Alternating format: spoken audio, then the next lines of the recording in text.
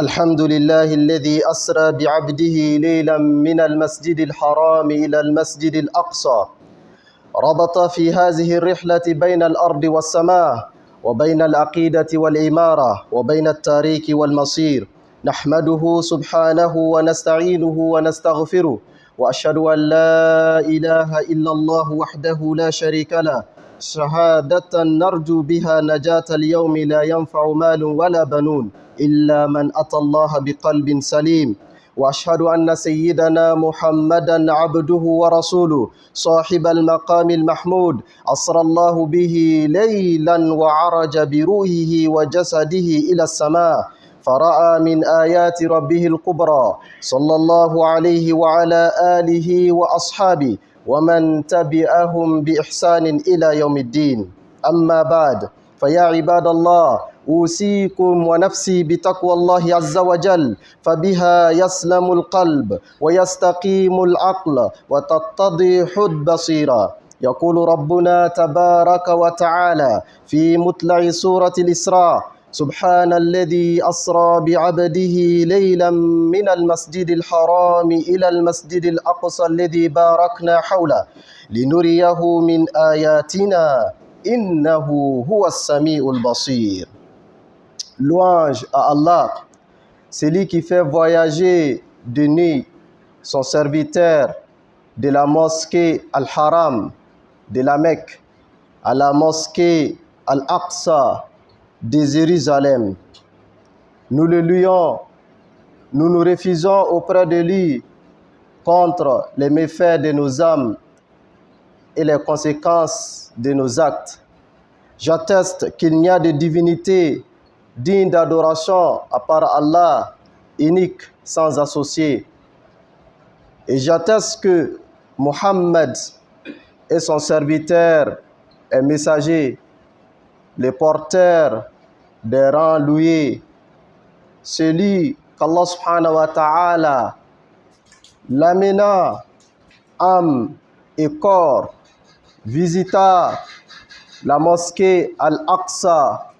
Ensuite, il monte, traversant les cieux pour aller à la rencontre du Créateur, lors duquel son Seigneur lui montra les manifestations des plus grandes de ses signes, lors duquel il a vu des innombrables miracles.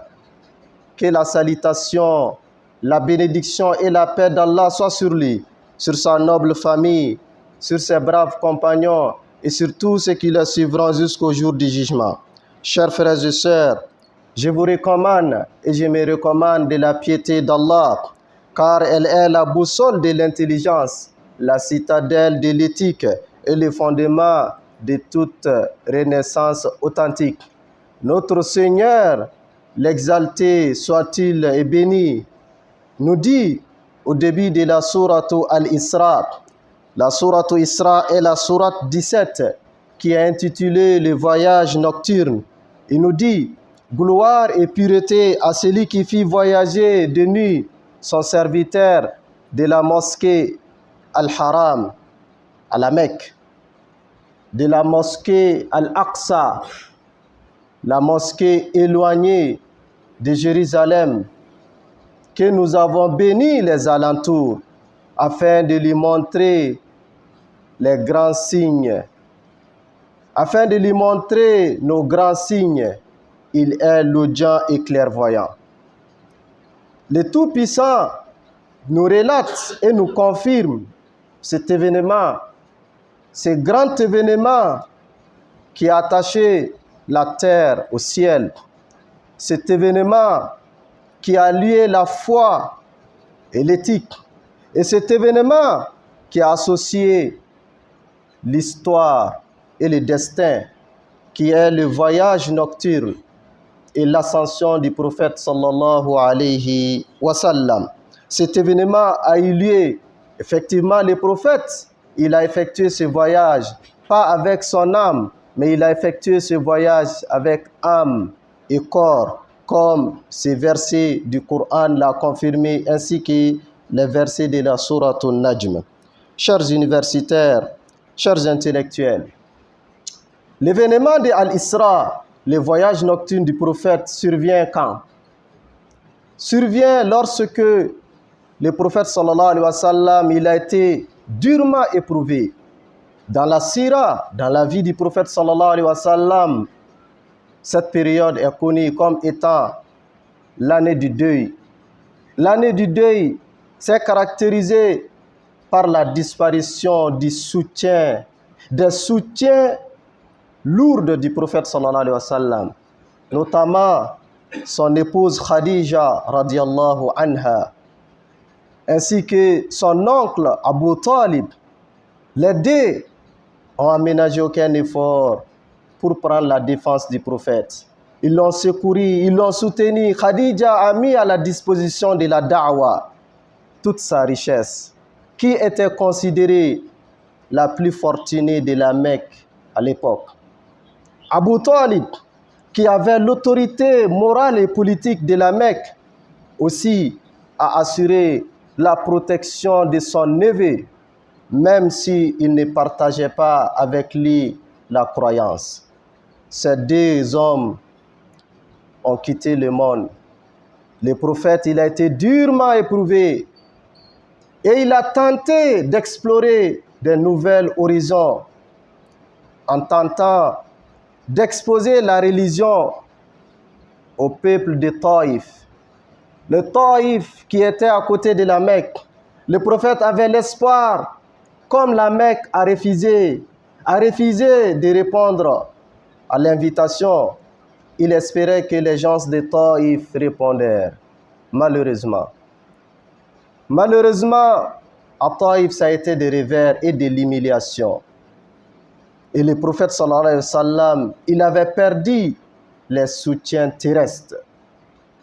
Et Allah subhanahu wa ta'ala, pour consoler son messager, pour le soulager et surtout pour donner une nouvelle orientation à la da'wa, Allah a produit ces grands miracles. Et le messager de Dieu sallallahu alayhi wa sallam effectua le voyage en compagnie de l'ange Jibril à travers le Buraq de la Mecque. Dans une nuit, ils se sont rendus à Jérusalem. Jérusalem, oui, bien Jérusalem. Jérusalem située sur la terre de Palestine, la mosquée Al-Aqsa. Le prophète sallallahu alayhi wa sallam, il est allé là-bas. Et à la surprise générale, et de façon la plus miraculeuse, et la façon la plus solennelle et la plus remarquable de l'histoire, le prophète trouva la mosquée de Jérusalem remplie. Remplie par qui? Pas par des démons, mais remplie par tous les prophètes et messagers antérieurs à lui. Tous les prophètes et messagers passés de notre père Adam jusqu'au Jésus, Allah les a tous réunis. Et tous attendaient le messager de Dieu sallallahu alayhi wa sallam. Ceci montre le leadership du prophète sallallahu alayhi wa sallam sur les autres prophètes. Et il effectua en dirigeant des raka'ats de salat, de la prière avec ses messagers. Et après le prophète, il poursuit son chemin de l'ascension vers la rencontre du Seigneur. Chers frères et sœurs, Allah a voulu que le voyage partit de Masjid al-Aqsa, la mosquée de Jérusalem.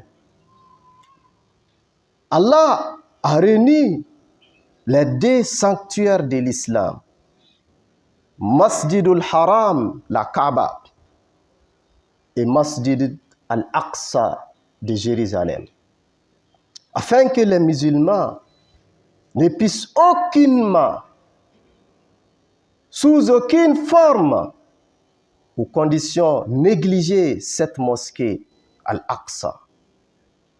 Cette mosquée fait partie des patrimoines de l'islam. Allah subhanahu wa ta'ala, à travers cet événement, a montré que ces deux mosquées, c'est des sacralités pour cette religion. Et c'est pourquoi, après ce voyage nocturne et l'ascension, le prophète, Dieu, son Seigneur, lui ordonna de se diriger vers la Masjid al-Aqsa. Pendant les séjours mécois, il faisait face à cette mosquée de telle sorte qu'il s'orientait vers la Kaaba et l'endroit de Jérusalem. Mais une fois il est parti à Médine, le prophète sallallahu alayhi wa sallam passa 18 mois, près de 18 mois, il prie en faisant face à la mosquée de Jérusalem. Avant qu'il n'ait reçu l'ordre solennel de se diriger vers la Kaaba. Et c'est vraiment écœurant de voir certains musulmans, soient-ils des intellectuels, pensant que nous, ici, musulmans croyants, nous ne devons pas parler de cette mosquée. Nous ne devons pas penser à la souffrance de ce peuple qui, depuis plus de 70 ans, ils font l'objet de l'injustice. Ils sont en train de subir une colonisation la plus déhumanisante de l'histoire que l'humanité a connue. Un peuple qui sont en train de martyriser.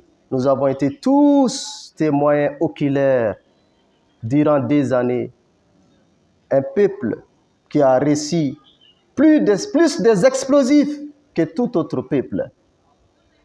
Et certains musulmans pensent que nous ne devons pas nous intéresser à cette histoire pendant que notre mosquée est emprisonnée. Pendant que notre mosquée, sa sacralité est bafouée, Allah subhanahu wa ta'ala nous interpelle à travers le début de la sourate 17. Là où notre prophète Mohammed s'est rendu, là où le messager de Dieu accomplit des rak'at en compagnie de l'ensemble des prophètes, il est inconcevable que nous, les musulmans, nous négligeons cette mosquée. Chers frères et sœurs, l'Isra et le Miraj, les voyages nocturnes et l'ascension du prophète sont des évidences et des événements miraculeux qui dépassent la perception de la raison. C'est des événements. C'est pourquoi les Mécois, pour la première fois, ils ont rejeté. Ils disent, c'est pas possible. Tu ne peux pas quitter chez nous, la Mecque, pendant une nuit, te rendre à Jérusalem. Le prophète, c'est ce qu'il a dit en premier lieu. Il dit, la nuit, j'ai accompli le voyage de la Mecque à Jérusalem.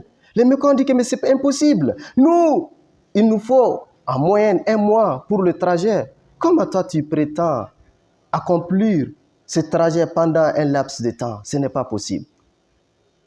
Et lorsque le prophète ajouta qu'il a été même voir le Créateur, certains ont tenté de raisonner avec la raison. Et c'est pourquoi certains ont été tentés d'apostasier de l'islam. Mais l'histoire a retenu l'attitude d'Abou Bakr as-Siddiq, qui a affirmé sans hésitation et de façon solennelle. Et ceci nous montre que la raison ne peut pas être le juge de la révélation. Non. La raison, l'intellect est l'outil qui nous aide à comprendre la révélation, qui nous aide à pratiquer la révélation et qui nous aide à la méditation par rapport à la révélation authentique. Je demande à Allah qu'il fasse du Coran sublime et de la Sunna de son messager une lumière qui éclaire nos raisons et nos intelligences ainsi que nos trajectoires. أقول قولي هذا وأستغفر الله العظيم لي ولكم ولسائر المسلمين من كل ذنب فاستغفروه إنه هو الغفور الرحيم.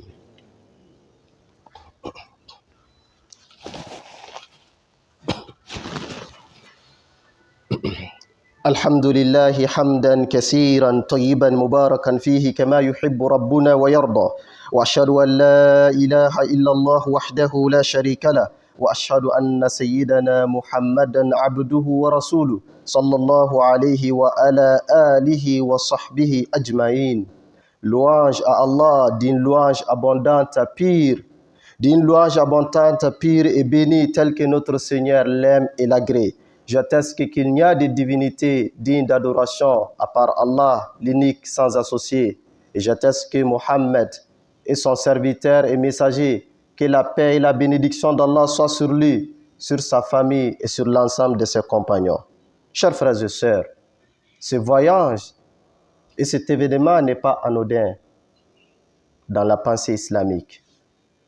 Al-Isra et Al-Miraj est une leçon, est une école qui nous enseigne des multitudes de leçons. C'est une université dans laquelle nous devons nous approvisionner pour corriger et rectifier notre existence. Et parmi les enseignements que l'on peut retenir de cet événement, chers frères et sœurs, chers intellectuels, la leçon la plus imminente du voyage nocturne du messager de Dieu et de son ascension vers Allah, c'est la place de la prière. La prière, c'est le bénéfice le plus important de cet événement. La prière qui fut institutionnalisée et prescrite au-delà des cieux, sans intervention angélique, contrairement aux autres rites. Ceci prouve que la prière n'est pas des simples rites comme les autres. Non, la prière c'est au-delà. Et c'est pourquoi le Créateur a convoqué son messager. Et le messager est parti à la rencontre d'Allah. Il a atteint la limite où aucune créature n'a osé franchir. Sidratil Muntaha. Indaha Jannatul Ma'wa. Fakana qaba qawsayni aw adna. Il s'est rapproché de son Créateur et Allah lui donna la prière. Cette prière, à peine nous arrivons à la respecter 5 fois dans le 24 heures, alors que Allah l'avait prescrite en 50 au lieu de 5. N'eût été l'humilité du prophète sallallahu alayhi wa sallam, la bienséance de son frère, prophète Moussa alayhi salam, qui suggéra au prophète de retourner et de demander à son Seigneur de diminuer, car Moussa estimait que lui, il a l'expérience de la prophétie. Son peuple avait moins de 5, mais n'a pas pu supporter. Il a demandé au prophète d'aller demander son Seigneur de diminuer. Et le prophète s'est montré avec humilité et accepta de faire le va-et-vient entre Allah et Moussa. Et Allah subhanahu wa ta'ala a fini de réduire les 50 prières en 5. Même là, Moussa a demandé au prophète de continuer de demander. Le prophète dit que lui, il ne peut plus.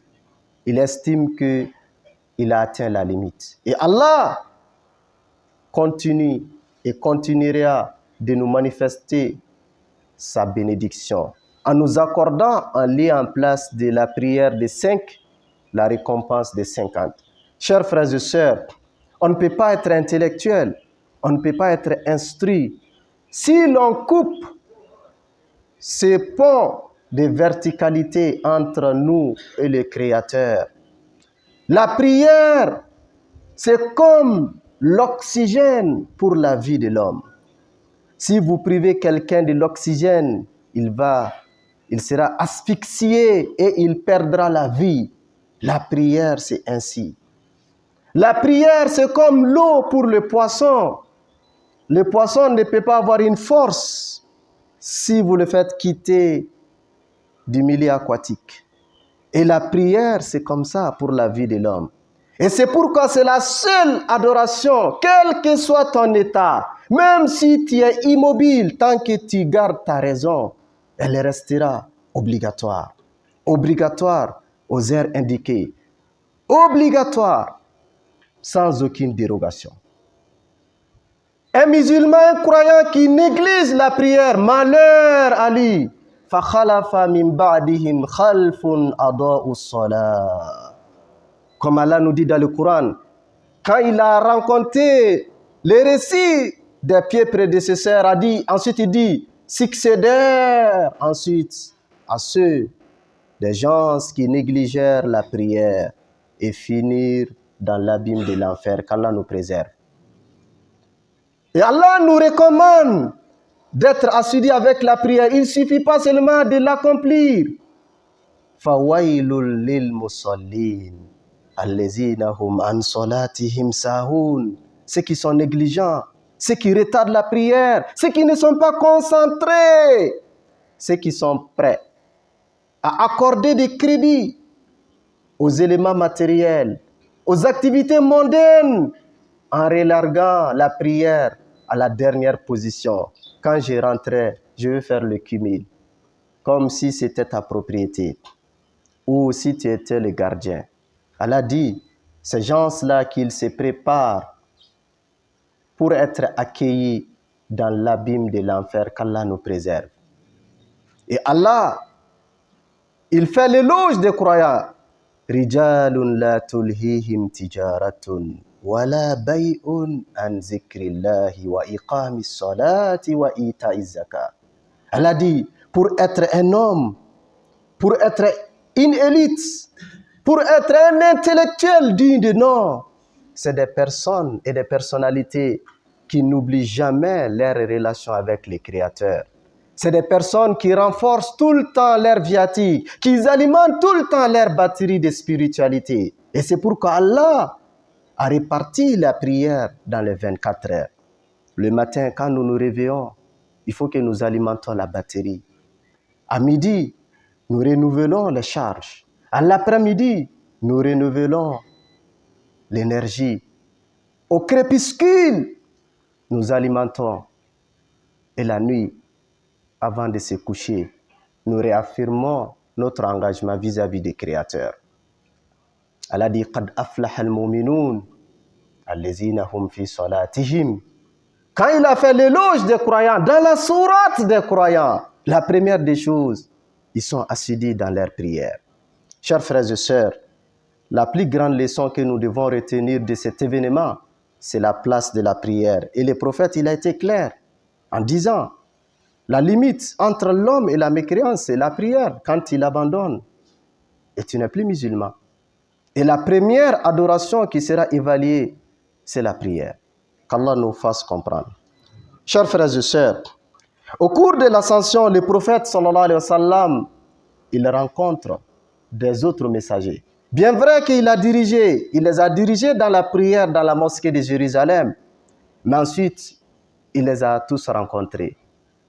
Depuis le premier ciel, il a rencontré notre père Adam, le prophète Idriss, le prophète Moussa, le prophète Isa, le prophète Yahya, le prophète Youssouf.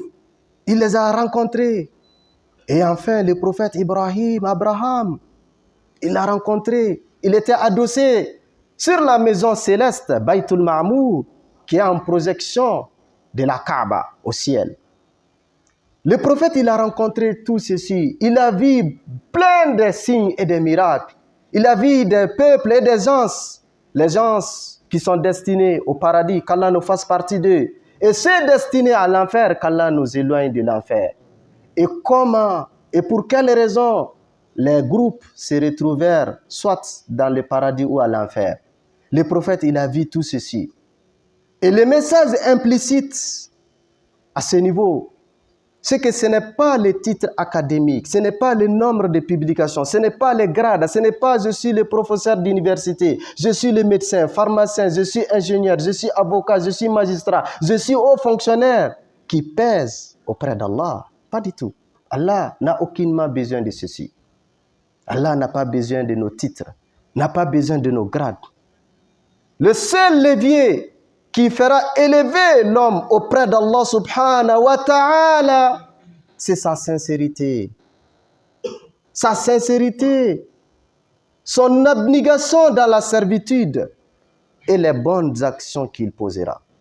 Et c'est pourquoi le prophète, il nous a tous prévenus en disant, le jour dernier, celui qui sera retardé par ses œuvres et ses actions ne trouvera aucun moyen de lui mettre devant.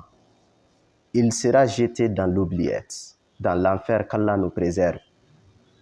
Et le musulman, la vie que nous menons, nous devons être prudents. Cette vie est entourée par beaucoup des épreuves, des embûches, des tentations surtout. Nous sommes tentés par des postes, par des gloires, par des titres, par des grades. Ce n'est pas mauvais en soi, mais il ne faut jamais négliger sa foi. Il ne faut jamais négliger ton lien avec Allah subhanahu wa ta'ala. Car en venant dans ce monde, tu es venu nu, tu ne portais rien et tu n'avais rien. Et en quittant, tu partiras la main vide. وَلَقَدْ جِئْتُمُونَا فُرَادًا كَمَا خَلَقْنَاكُمْ أَوَّلَ مَرَّةٍ. Allah dit, il dira ça à certains qui avaient négligé la spiritualité, qui avaient négligé l'adoration d'Allah. Allah leur dira, vous êtes venus main vide, vous êtes venus brédoyer, vous avez tout laissé derrière vous. Ce jour sera malheureux pour eux. Et le musulman ne doit jamais oublier de renforcer son lien avec Allah subhanahu wa ta'ala. Chers frères et sœurs, l'ascension du prophète sallallahu alayhi wa sallam est une preuve de renforcement de la spiritualité, est une preuve de la consolation. Et le musulman doit toujours penser à se renforcer, à renforcer sa capacité, à renforcer sa foi, sa compréhension de la religion. Car nous menons une vie de tentation. Nous avons un ennemi. L'ennemi qui a juré de nous mettre, de nous dérouter du droit chemin. Et toujours, le musulman doit penser à renforcer sa spiritualité. C'est pourquoi l'intelligent, c'est celui qui se met dans un processus d'amélioration continue. Et de temps en temps, il prend des reculs afin de mieux sauter. De temps en temps, il s'actualise. Et de temps en temps, il mène des activités qui boosteront sa foi. Il mènera des activités qui vont augmenter sa conviction.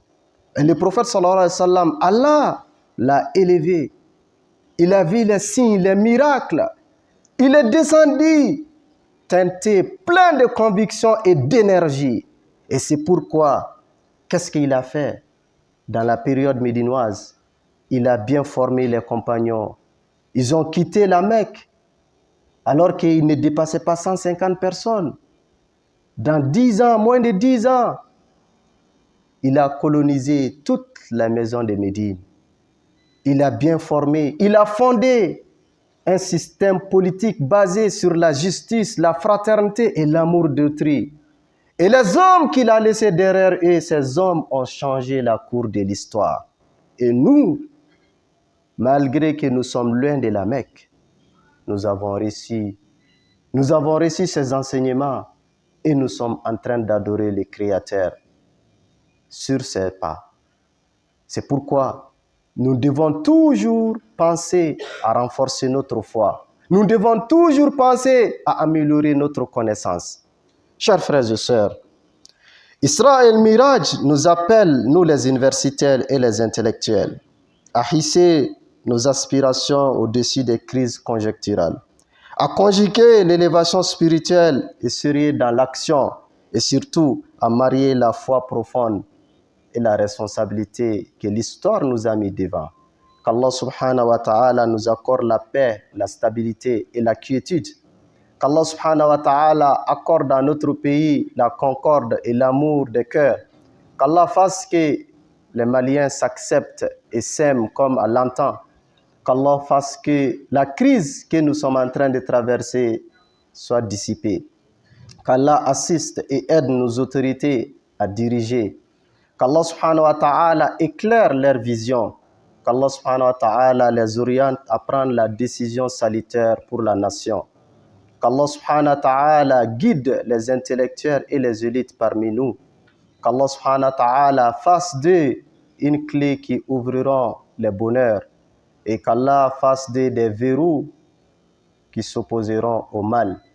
Qu'Allah fasse que les étudiants parmi nous soient assistés dans leurs études. Qu'Allah les aide à mieux comprendre les enseignements. Et qu'Allah subhanahu wa ta'ala leur accorde la traduction de ces enseignements dans leur quotidien. Et qu'Allah fasse que ceux qui les enseignent soient davantage assistés.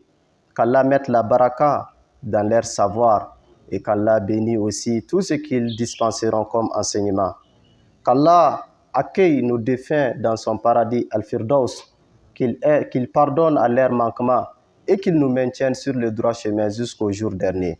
Nos frères et sœurs de la sous-région et les musulmans à travers le monde qui sont éprouvés, qu'Allah les aide tous, qu'Allah aide particulièrement nos frères de Palestine et qu'Allah libère notre mosquée Al-Aqsa et que cette mosquée revienne sous l'autorité de l'islam et des musulmans. ربنا ظلمنا أنفسنا وإن لم تغفر لنا وترحمنا لنكونن من الخاسرين اللهم آت نفوسنا تقواها وزكها أنت خير من زكاها أنت وليها ومولاها اللهم لا تدع لنا ذنبا إلا غفرته ولا هما إلا فرجته ولا دينا إلا قضيته ولا مريضا إلا شفيته ولا مبتلا إلا عافيته ولا جاهلا إلا أعلمته ولا طالبا إلا وفقته ولا حاجة من حوائج الدنيا والآخرة هي لك رضا ولنا فيها صلاة إلا أعنتنا على قضائها ويسرتها برحمتك يا أرحم الراحمين اللهم أمنا في أوطاننا واصلح أئمتنا وولاة أمورنا برحمتك يا أرحم الراحمين اللهم صل على محمد وعلى آل محمد كما صليت على إبراهيم وعلى آل إبراهيم وبارك على محمد وعلى آل محمد كما باركت على إبراهيم وعلى آل إبراهيم إنك حميد مجيد سبحان ربك رب العزة أما يصفون وسلام على المرسلين والحمد لله رب العالمين.